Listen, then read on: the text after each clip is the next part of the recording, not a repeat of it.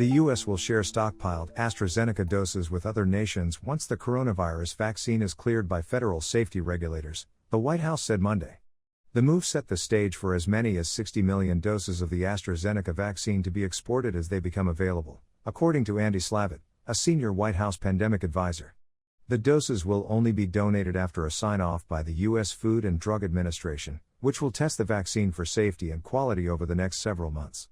The AstraZeneca vaccine has been approved for emergency use in dozens of countries, but not yet the U.S. The U.S. ordered more than 300 million doses of the AstraZeneca vaccine last year, but the company has not applied for emergency use with the Food and Drug Administration because of stalled clinical trials. The decision to share the AstraZeneca doses came as the Biden administration faced increasing pressure to aid global inoculation efforts, particularly as U.S. vaccine supply has started to meet demand. It was not immediately clear which nations would receive the doses. The Biden administration said over the weekend the U.S. would provide vaccine materials and other emergency assistance to India, where hundreds of thousands of new coronavirus cases each day have caused a full-blown crisis.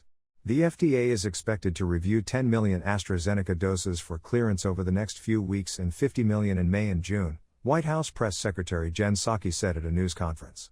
Earlier this month, AstraZeneca was directed to look for a new production site after its original one came under scrutiny.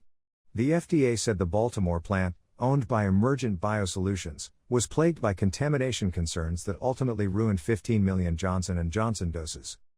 Given the strong portfolio of vaccines that the U.S. has already authorized and that is available in large quantities, and given that AstraZeneca is not authorized for use in the U.S., we do not need to use AstraZeneca in our fight against COVID-19 over the next few months, Psaki said.